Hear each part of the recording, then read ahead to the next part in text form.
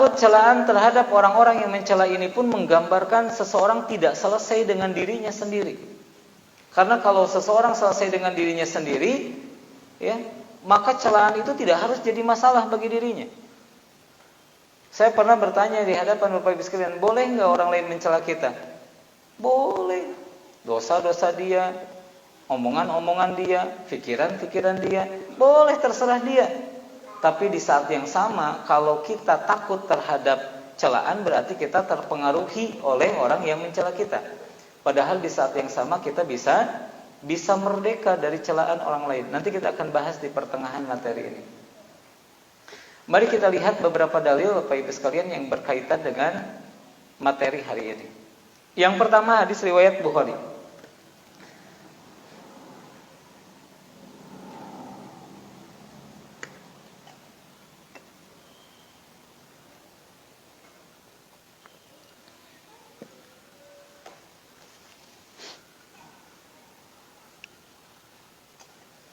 Baik, dalam hadis riwayat Bukhari ini diajarkan sebuah doa. Ya Allah, sesungguhnya aku berlindung kepadamu dari sifat pengecut. Aku berlindung kepadamu dari sifat kikir. Aku berlindung kepadamu dari dikembalikan kepada umur yang paling hina, yaitu pikun. Dan aku berlindung kepadamu dari fitnah dunia, dan aku berlindung kepadamu dari azab kubur. Lihat Bapak Ibu sekalian, doa Rasulullah yang memohon perlindungan kepada Allah dari semua yang disebutkan tadi, ini terarah pada satu hal. Di antaranya itu adalah dampak buruk dari keterikatan seseorang dengan orang lain, dengan dunia. Ketika Rasulullah berlindung kepada Allah dari sifat pengecut, Bapak Ibu sekalian, sifat pengecut ini bisa menghantarkan kita pada pengkhianatan atau menjilat orang lain. Karena takut terhadap sesuatu, akhirnya dia melakukan sesuatu yang dilarang oleh Allah Subhanahu wa taala. Karena takut terhadap sesuatu, bisa jadi dia melanggar larangan-larangan Allah Subhanahu wa taala. Maka orang yang pengecut ini rawan, ya, rawan untuk tergelincir kepada dosa. Rawan tergelincir kepada dosa. Kemudian aku berlindung kepadamu dari sifat kikir. Kikir juga sama. Dia lebih mencintai dunia daripada, ya, meyakini bahwa apa yang ia keluarkan itu Allah ganti dengan sesuatu yang lebih baik. Kemudian aku berlindung kepadamu dari kembalikan kepada umur yang hina, begitu ya. Di mana umur masih ada, tetapi kebaikan tidak produktif, Bapak Ibu sekalian. Kebaikan tidak produktif. Ini ada kisah ya Bapak Ibu sekalian. Mudah-mudahan ini menjadi pelajaran bagi kita tentang berita yang sering kita dengar. Kita mendengar di India itu sering terjadi bunuh diri ya. Kalau ada masalah yang dianggap berat, maka mereka memilih untuk loncat dari gedung, begitu ya, loncat ke sungai, pokoknya bunuh diri lah. Dan di beberapa negara termasuk negara kita juga ada beberapa orang yang memilih mengakhiri kehidupannya itu dengan bunuh diri ketika mereka menghadapi masalah yang dianggap berat. Tetapi ada satu kisah Bapak Ibu sekalian, saya pernah mendengar orang, Bapak Ibu sekalian, saya juga percaya atau tidak percaya di abad ini, dia ditakdirkan, begitu ya, punya hutang 4064 T.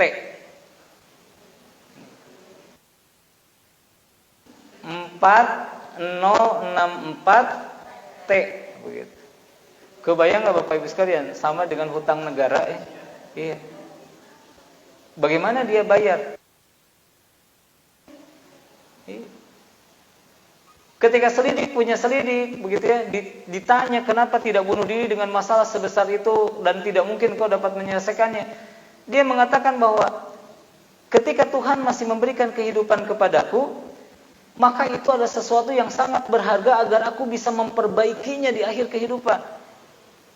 Ternyata ya, dia berharap dengan sisa usianya, kalau dia mengakhiri hidupnya maka dia tidak bisa memperbaiki, tidak bisa berbekal untuk kehidupan nanti. Tetapi ketika Allah masih memberikan usia kepadanya, meskipun masalahnya luar biasa ya, tidak masuk nahar begitu ya, Tapi dia masih bisa berikhtiar untuk apa? Untuk bertaubat, untuk memperbaiki kehidupannya, untuk mencari ridho Allah, untuk mendapatkan keajaiban dari Allah Subhanahu wa taala. Kita harus ngambil pelajaran itu, Bu ya. Kita harus mengambil pelajaran bahwa sisa hidup kita ini adalah anugerah dari Allah. Maka harus berlindung kepada Allah dari sisa usia yang dihinakan, begitu ya, dengan pikun, dengan tidak bisa beribadah dan lain sebagainya. Maka mintalah kepada Allah, jika Allah masih memberikan karunia kepada kita sisa waktu untuk hidup, maka mudah-mudahan sisa waktu hidup itu bisa kita bertawakal sehingga seluruh persoalan kita diberikan jalan keluar dan dipenuhi kebutuhan lahir dan batinnya. Setidaknya ada ikhtiar kita untuk takwa dan tawakal, dan takwa serta tawakal itulah yang akan mendatangkan solusi dalam setiap permasalahan hidup kita. Tapi kalau Bapak Ibu sudah tidak punya waktu untuk itu, masih bisakah Bapak Ibu takwa dan tawakal? Tidak. Atau jika Bapak Ibu masih punya waktu tapi diberikan pikun, begitu ya, maka Bapak Ibu juga tidak bisa melakukan takwa dan tawakal. Maka berlindunglah kepada Allah ya dari masa tua yang hina, begitu, masa tua yang berat. Kemudian yang berikutnya, aku berlindung kepadamu dari fitnah dunia. Ya. Fitnah dunia, Bapak Ibu, dengan hati dan jiwa yang bersih. Masih banyak di antara kita yang menyangka bahwa kebahagiaan itu datangnya dari dunia. Ya. Orang menyangka kalau banyak uang bahagia, orang menyangka kalau punya rumah megah bahagia, orang menyangka kalau banyak teman bahagia, orang menyangka kalau punya dunia, maka dia, padahal dunia ini adalah fitnah bagi kita. Saya ulangi ya Bapak Ibu sekalian agar Bapak Ibu paham. Ya, diibaratkan itu hanyalah tempat hukuman. Kenapa? Masih ingatkah Bapak Ibu dengan kisah Nabi Adam alaihissalam? Nabi Adam diciptakan, iblis harus sujud kepadanya, malaikat harus sujud kepadanya. Kemudian Allah persilakan Nabi Adam untuk tinggal di surganya Allah. Sampai Nabi Adam digoda dan dia melakukan kesalahan, maka ia dikeluarkan dari surga sebagai hukuman dari kesalahannya. Kemana Bapak Ibu sekalian? Ke dunia. Jadi kalau kita melihat kisah bahwa dunia ini hanyalah bagi manusia. Makanya orang yang hidup di dunia dia akan merasa lelah, merasa sedih, merasa capek. Bahkan kata Ibnu Qayyim, dunia sebagai ambisinya, sebagai tujuannya, maka apa yang ia dapatkan, dia hanya akan mendapatkan kelelahan yang terus-menerus, kekurangan yang terus-menerus, dan kesedihan yang terus-menerus. Ya. Maka Bapak Ibu sekalian, sampel kalimat ya takut terhadap celaan orang lain itu menunjukkan keterikatannya dengan dunia. Kalau dia takut celaan, sedangkan dunia itu penuh dengan celaan. Masih ingat kisah seorang ayah dan anak itu yang berjalan membawa keledai, ya. Keledai itu dituntun sama ayah dan anaknya masuk ke sebuah kampung. Orang-orang kampung itu bilang, dasar anak dan ayah yang bodoh, dia punya keledai malah dituntun. Kemudian anaknya berkata, "Pak, kita disebut bodoh. Bagaimana kalau kita naiki? Sok papa naik," kata anaknya. Kata ayahnya, "Kamu aja nak yang naik. Kamu kan belum cukup kuat untuk berjalan. Ayo sok naik." Naik anaknya, dituntun keledainya oleh ayahnya. Jadi keledai dituntun ayahnya, dinaiki anaknya. Wah, orang kampung itu senang gitu. Oke. Keluar kampung itu, masuk kampung lain. Bapak Ibu tahu apa yang dikatakan oleh kampung lain? Ini anak tidak berperik keayahan gitu ya. Tesopan budak, mainnya kolotna nungtun budakna enak-enak naik keledai. Kata anaknya, "Pak, kita dicaci lagi. Ayo, papa gantian, papa naik biar aku yang nungtun." Orang kampung itu senang. Masuk kampung lain, apa katanya? Iya, ini ayah tidak tahu diri. Iya, masa anaknya nungtun, capek-capek ayahnya enak-enak di keledai. Coba bayangkan Bapak Ibu sekalian. Hidup itu begitu. Ya, like and dislike itu senantiasa terjadi dalam kehidupan kita. Kalau kita masih terpengaruh dengan itu, capek. Makanya kata Rasulullah, jangan takut terhadap celaan orang-orang yang mencela. Sampai di sini dapat dipahami? Ya, jadi mulai hari ini Bu ya, kalau ada yang mencela kita, santai saja. Ada yang bilang, "Monyet, Bukan, ya. Dengan tenang, Bu, wajah tenang. Monyet? Bukan. Monyet? Bukan. Kenapa harus marah, ya? Coba latih, ya. Coba latih. Monyet. Entong capek-capek, ya. Monyet. Bukan. Jangan, ya. Jangan terpengaruh situasi. Iya, kita mah sering emosi. Monyet, komo anjeun, surili, orang hutan, naon deui jenis monyet teh. Iya, arapalan ya Bapak Ibu. Teraskeun ya. Wahai orang-orang yang beriman, barang siapa di antara kamu yang murtad atau keluar dari agamanya, ini maknanya bisa keluar benar-benar keluar dari agama atau keluar dari ajaran agama, maka kelak Allah akan datangkan suatu kaum di mana kaum tersebut mencintai Allah dan dicintai oleh Allah Subhanahu wa taala. Bersikap lemah lembut terhadap orang-orang yang beriman, tetapi bersikap keras, bersikap tegas terhadap orang-orang yang kafir, ya. Kemudian dan dia tidak takut pada celaan orang-orang yang suka mencela. Jadi di antara Bapak Ibu sekalian, ya, karakter yang dicintai oleh Allah dan mencintai Allah itu, dia tidak takut terhadap celaan orang-orang yang mencela. Sekali lagi, kenapa? Allah, standar penilaiannya itu adalah penting mah Allah ridho, nggak apa-apa orang lain menghina juga. Hati-hati ya Bapak Ibu sekalian, karena ketika Bapak Ibu memutuskan untuk hijrah, itu godaan dan celaannya akan banyak, ya. Godaan dan celaannya akan banyak. Lihat, apabila celaan-celaan menyerang kita karena aktivitas dakwah yang kita lakukan, karena ibu ke pengajian, gitu ya, karena ibu bersedekah untuk membangun masjid, kan kadang-kadang ada celaan, kalau kawe sedekah ka batur adi sorangan teu diperhatikeun, itu celaan, ya. Jangan khawatir Bapak Ibu sekalian, ya. Jangan khawatir, jangan terpengaruhi, hayo jadi tidak nyumbang, tidak berbuat baik karena celaan itu. Enggak begitu. Maka Allah sudah secara lugas memberikan petunjuk supaya kita bisa menghadapi situasi seperti ini, artinya menghadapi celaan. Allah berfirman, serulah manusia kepada jalan Rabbmu dengan hikmah dan pelajaran. Bantahlah mereka dengan cara yang baik. Jadi kalau ada yang menghina, ya kalaulah kita sudah tidak tahan ingin membantah, bantahlah dari kisah kekasih kita baginda Rasulullah sallallahu alaihi wasallam. Suatu hari Rasulullah sedang berjalan-jalan dengan istrinya. Nah, kisah ini diambil sama Pak Ibu sekalian bahwa jalan-jalan suami istri itu bagian dari sesuatu yang dicontohkan oleh kekasih kita. Kade ibu ya, bisa ibu sibuk dengan anaknya, bapak sibuk dengan pekerjaannya, lupa jalan-jalan. Kade gitu, sempatkan jalan-jalan, balap rali gitu ya Rasulullah. Kembali ke kisah, Rasulullah sedang berjalan-jalan dengan istrinya. Tiba-tiba berdirilah seseorang yang menghina kepada Rasulullah. Tidak tahan melihat kekasihnya dihina demikian, maka ia pun membalas hinaan lebih banyak daripada yang menghinanya. Kemudian Rasulullah mengingatkan, ya, dengan menarik tangan istrinya, mengangkat telunjuk ke bibirnya, kemudian berkata, istriku, cukup engkau katakan wa alaika.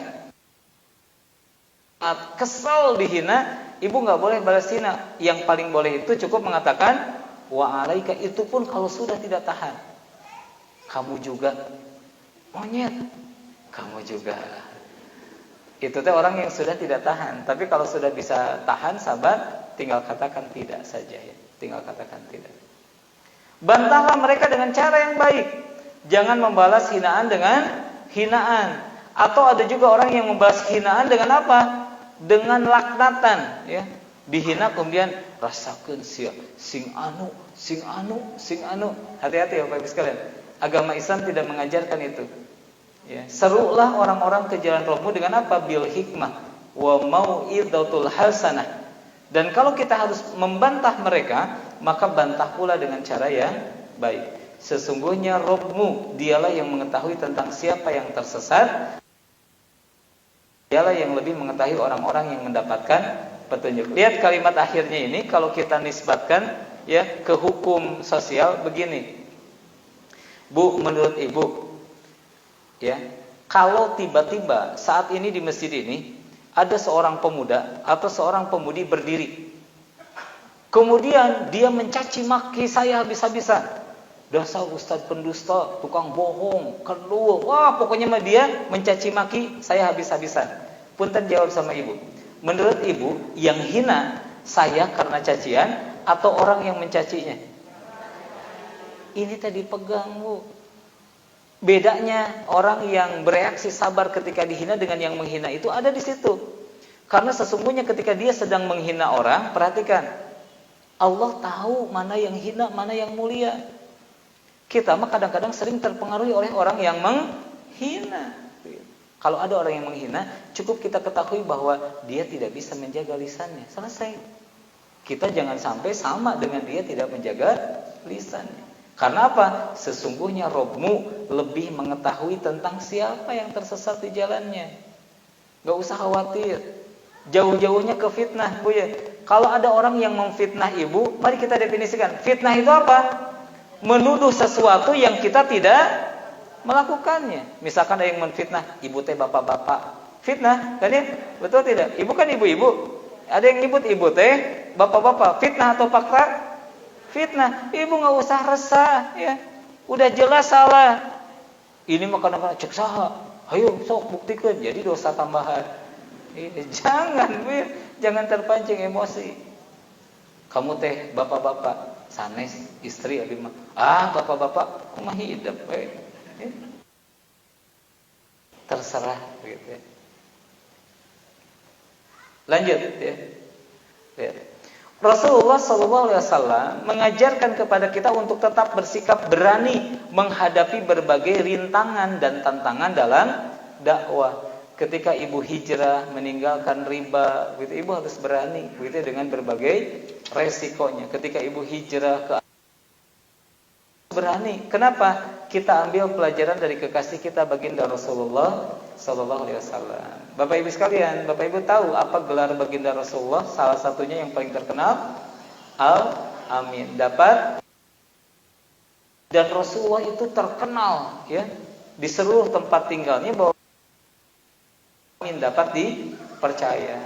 Tapi ketika Rasulullah diangkat menjadi nabi, apalagi ketika beliau, maka tiba-tiba muncullah cacian, Rasulullah tukang sihir, ya, Rasulullah pendusta, Rasulullah begini begitu. Padahal dulunya siapapun mengenal Rasulullah itu sebagai orang yang dapat dipercaya. Tapi ketika ia mengemban amanah dari Allah Subhanahu wa taala, maka di situ muncul tantangan. Iya. Mau pergi ke masjid, Rasulullah dilempari dengan batu di Thaif, Rasulullah diperangi, Rasulullah dihina, gitu ya. Rasulullah dikucilkan. Ya. Lihat Bapak Ibu sekalian. Ketika ibu hijrah juga tidak akan jauh dari itu. Mungkin teman-teman ibu yang ya teman tukang belanja, ya. Mungkin orang-orang yang selama ini ketika ibu ada, padahal itu juga uang riba dibagi-bagi ke mereka, mereka ada, ibu tidak membagi mereka, kemudian mereka mulai meninggalkan ibu, begitu ya. Maka kita harus tahan dengan semua itu. Keberanian, begitu ya, yang harus ada pada seseorang ditunjukkan dengan sikap apa? Sikap pantang mundur dalam melakukan dakwahnya. Jadi kalau ibu menentukan hijrah, udah hijrah. Apapun resikonya, apapun resikonya. Karena hijrah kita lillah, karena Allah, maka kita tidak akan takut terhadap resiko. Di antara hal ya Bapak Ibu sekalian, beratnya seorang muslimah untuk memakai jilbab ketika ia belum bisa memakai jilbab, di antaranya apa? Kumahanya acukna, berarti lamun memakai jilbab mah acukan lami moal kaanggo. Kumaha teman-temannya lamun di jilbab mah teman-teman teh moal ngarencangan deui. Banyak ketakutan. Maka kata Rasulullah, jangan takut terhadap celaan orang-orang yang mencela. Agar apa? Agar kita bisa tetap mendapatkan kebaikan dari hijrahnya kita, mendapatkan kebaikan dari agama ini. Di dalam Al-Quran Allah Subhanahu wa ta'ala menyinggung tentang orang-orang yang menyampaikan risalah Allah tanpa ada rasa takut di dalam dirinya. Allah Subhanahu wa ta'ala berfirman, Quran surat Al-Ahzab ayat 39. Yaitu orang-orang yang menyampaikan risalah-risalah Allah. Mereka takut kepadanya, takut kepada Allah dan tidak merasa takut kepada siapapun selain Allah, dan cukuplah Allah sebagai pembuat perhitungan. Dalam Quran surat Al-Ahzab ini semakin jelas bahwa kenapa kekasih kita melarang kita takut terhadap celaan orang-orang yang mencela. Karena ketika kita takut terhadap celaan orang yang mencela, berarti melebihi rasa takut kepada Allah Subhanahu wa taala. Ya. Ada orang yang lebih membela rasa malu daripada rasa takutnya kepada Allah. Ya. Ini penting Bapak Ibu sekalian. Sehingga apa? Sehingga banyak syariat yang dilanggar karena lebih memilih untuk menutupi rasa malu. Kumaha lamun ke abdi dihina, kumaha lamun abdi dipermalukan, kumaha lamun abdi. Kemudian dia meragukan bahwa Allah itu akan menjaga dirinya. Saya sering menyinggung Bapak Ibu sekalian ya, di antara yang membuat susahnya pernikahan ya di negeri ini adalah walimahnya, hajatannya. Ya, kenapa? Karena orang tua kadang sering merasa malu kalau anaknya nikah kemudian tidak dengan hajat yang megah. Makanya kadang-kadang ditunda 2 tahun, 3 tahun untuk mengumpulkan uang agar bisa hajat. Padahal hajat tidak termasuk nikah. Akhirnya apa? Tidak sedikit remaja yang berbuat dosa selama masa penantian sampai ia bisa nikah. Maka rasa malu itu membuat kita berbuat dosa gitu ya. Bias atuh mah nikah we da rukun nikah teu aya hajat. Ih, malu atuh mama sama teman-teman mama. Gimana katanya? Mau disimpan di mana wajah mama? Jawabannya gimana? Di dinya. Maunya disimpan di dia. Tas arapanya gimana? Tas hotamnya. Iya. Banyak sekali kasihan ya para pemuda yang pada akhirnya berbuat dosa karena tidak dipermudah untuk melangsungkan pernikahan. Jadi belok kadinya iman sigana mah aya pemuda nu ngadoa ka Allah, ya Allah tulung abi hoyong nikah tapi acan di widian kitu tah nya. Aduh, Bu, teu kenging dipersulit we nya. Rezeki mati Allah. Ibu tiasa janten dongkap menantu ka ibu tak can damel ayeuna, kumaha lamun 3 bulan kemudian kenging rezeki ageung. Ibu ayeuna gaduh menantu tos mapan, gaduh bumi, gaduh perusahaan, gaduh mobil. Kumaha lamun 1 tahun kemudian perusahaanna bangkrut, bumina disita, mobilna ge dicanda. Tahu ya, kadang-kadang orang tua itu sering melihat apa yang terlihat oleh mata hari ini, tidak. Boleh jadi kesabaran orang tua menerima laki-laki yang beriman datang kepadanya itu mendatangkan keberkahan dan Allah cukupkan kehidupan. Jadi kadinya deui ya iman. Saha ieu nu teu acan nikah cung? Mun kuat kieu ka dieu. Lanjut ah.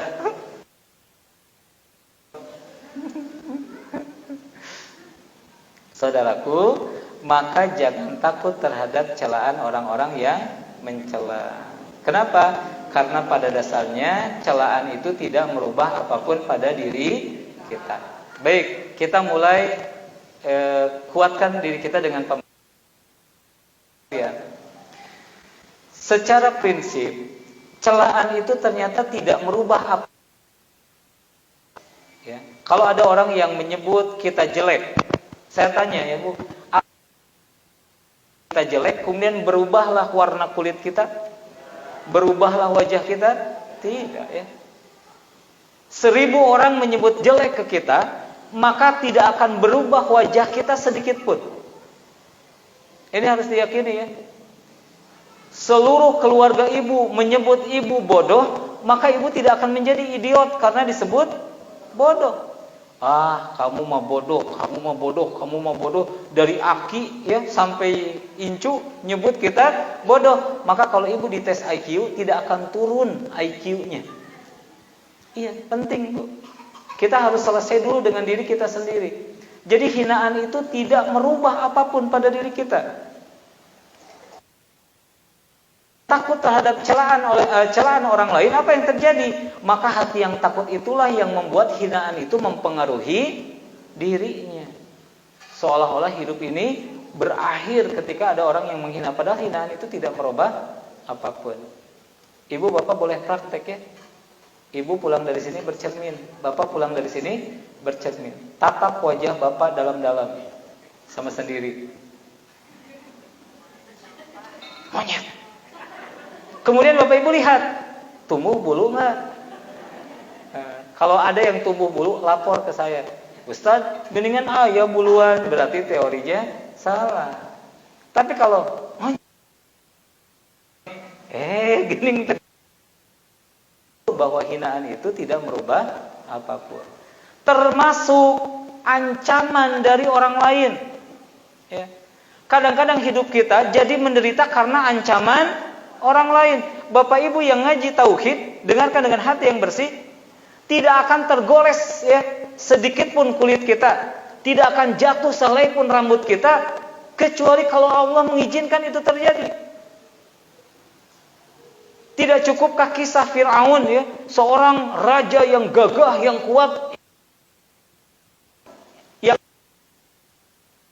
pengikutnya tidak membawa apa-apa, tapi pada kenyataannya apa yang terjadi? Nabi Musa yang selamat dengan pengikutnya, Fir'aun yang malah tenggelam. Jika ada di antara Bapak Ibu yang masih takut ya dengan masa depan, takut dengan ancaman, takut dengan apa yang belum terjadi pada diri kita, begitu ya, itu menunjukkan bahwa boleh jadi masalah keyakinan kita belum kokoh, Bapak Ibu sekalian. Makanya orang yang mencela termasuk terhadap ancaman orang yang mengancam. Apalagi terhadap supata. Ibu tahu supata?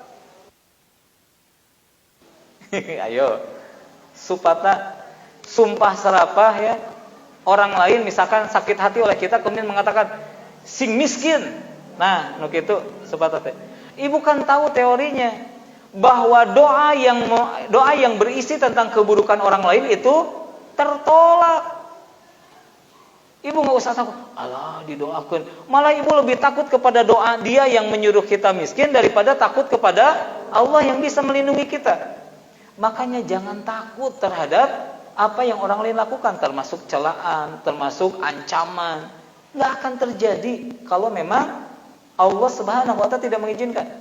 Muncul pertanyaan, gimana Pak kalau terjadi? Yang ditakutkan itu terjadi misalkan.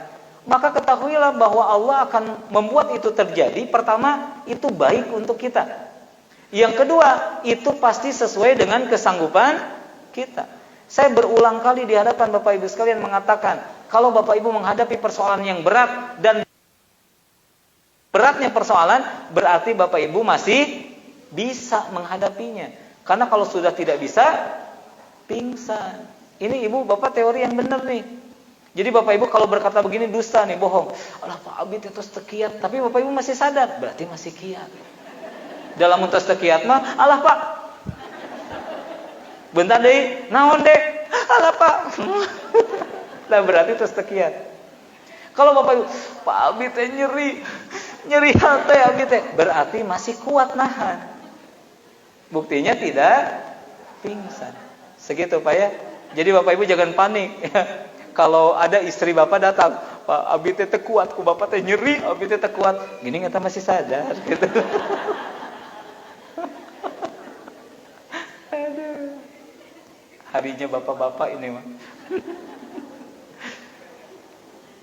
Pak Bu, meskipun disampaikan dengan ringan dan candaan, tapi ini penting ya. Rasulullah berpesan kepada kita tidak takut celaan terhadap orang yang mencela, karena celaan itu tidak merubah apapun. Ancaman itu tidak merubah apapun. Yang menentukan takdir Allah atau dia? Allah atau dia yang mengancam kita? Maka jangan takut terhadap ancaman orang-orang yang mengancam. Ya, karena segala sesuatu pasti sesuai dengan apa yang Allah tetapkan bagi kita. Iya. Pokoknya lamun teu kieu awas. Dicabutan kukuna hiji-hiji. Itu tidak akan tercabut kuku kita kalau Allah tidak mentakdirkan kuku kita tercabut. Tenang Bapak Ibu sekalian. Makanya tauhid itu penting. Tauhid itu penting. Sekali lagi, jangan takut celaan terhadap orang-orang yang mencela.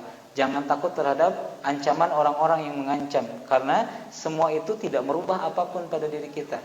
Kecuali kalau orang yang takut diancam kemudian takut, menderita kan? Ancamannya udah terjadi belum? Belum. Belum. Dielek ketek 24 jam gerak. Nah, kemudian kumaha dielek ketek, padahal acan dielek ketek nage. Kumaha apa lamun benar-benar dielek ketek? Tenang. Seseorang akan diuji dengan kemampuannya. Lamun teu kuat paling nuju pingsan karaos moal dielek ketek. Nah, bet sieun dielek ketek. Paling pingsan kan gitu ya. Si bapak mah sok saenakna nyarios teh. Kumaha ibu hoyong enak atau lebih ente. Iya, bapak mah gampang we nyarios ya. Kayak dulu di Banjar pernah terjadi ya. Saya sedang menyampaikan materi hidup berkah tanpa riba. Tiba-tiba berdiri ibu-ibu di tengah itu. Di kursi plastik, saya masih kebayang wajahnya. Sebentar. Yang lain teh diam melihat. Ini si bapak pemateri enak saja bilang, hijrah dari riba. Tong nyarios sungko, bayarkeun riba abi. Saya, Bapak Ibu sekalian, beberapa detik itu tidak bisa berkata-kata. Kemudian tiba-tiba Allah berikan ilham begini. Baik Bu, semua tenang. Saya akan bayarkan Ibu asal Ibu lakukan ini. Ibu punya anak nggak? Punya. Saya bawa pulang ke Garut. Enak wae abi nu ngalahirkeun. Ibu ge enak wae ibu nu nambut abdi nu kudu mayar. Langsung senyum. Alhamdulillah. Aya we kesempatan ngejawab punya. Iya.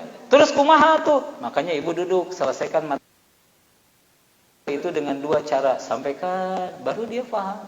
Acan beres terus protes gitu. Matak tengwantun nonton protes ya. Pak, bade protes. Ya. Sekali lagi, jangan takut terhadap ancaman, celaan, karena semua itu tidak akan merubah apapun pada diri kita. Hidup kita itu akan sesuai dengan takdirnya, Bapak Ibu sekalian. Enggak usah khawatir. Iya. Enggak usah khawatir. Yang berikutnya, Bapak Ibu sekalian, yang tidak kalah penting adalah jangan takut celaan terhadap orang-orang yang mencela. Kenapa? Karena kalau kita masih takut dengan celaan orang lain, itu menandakan ada masalah dengan keikhlasan kita. Kenapa harus takut kalau kita karena Allah? Ibu hijrah karena Allah, biarkan orang mencaci maki ibu. Yang penting ibu tetap hijrah karena Allah. Tapi orang-orang yang masih takut terhadap omongan orang lain, omelan orang lain. Di antara ya Bapak Ibu sekalian yang sering menyiksa kita itu adalah kekhawatiran yang berlebih tentang dampak dari apa yang akan terjadi. Contoh misalkan, kalau kita punya persoalan, kemudian muncul ketakutan, Allah gimana kalau dipenjara, Allah gimana kalau disiksa, gimana kalau ditangkap, gimana kalau dipermalukan, gimana kalau begini, kalau begitu. Padahal semua itu ya hasil pengamatannya itu. Nah, untuk Bapak Ibu bermuhasabah, pernah nggak Bapak Ibu merasa takut ketika akan menikah misalkan, aduh gimana kalau nikah ngasih makannya gimana, tempat tinggalnya gimana, nanti gimana biaya, gimana kalau punya anak gimana, muncul ya ketakutan itu. Saya tanya, setelah nikah terjadi nggak semua itu? Tidak ya, berjalan saja. Anak nambah, pada sekolah, rumah yang tadinya ngontrak jadi punya, terlepas dari besar dan kecilnya, kendaraan juga jadi punya, begitu. Hidup itu akan berjalan sesuai apa yang Allah tetapkan. Nggak usah terlalu khawatir. Makanya kata Rasul sekali lagi, jangan takut terhadap celaan orang-orang yang mencela. Sekali lagi, kalau kita masih takut terhadap orang-orang yang mencela kita, berarti masih ada masalah dengan tauhid kita, dengan keikhlasan kita. Saya sering menyampaikan ini penting, Bu. Kalau ibu menikah, menikahlah karena Allah, jangan karena kalau ada seorang istri yang menikah karena suaminya, ketika suaminya melakukan kesalahan, maka dia akan berubah sikap, akan menderita. Karena dia berharap suaminya tidak melakukan kesalahan. Sama Bapak juga. Kalau Bapak menikah karena istrinya cantik, Bapak Ibu harus paham ya, cantik itu berubah, relatif dan berubah, betul. Seiring usia ya. Ibu masih merasa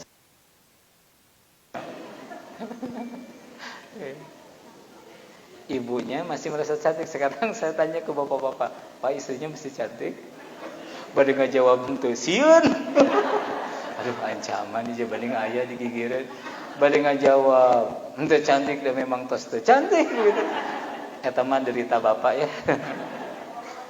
Engke teh Pak, cirikeunnya ibu-ibu mah mun uwi sareng bapak ayeuna aya istrina bakal dipraktekeun.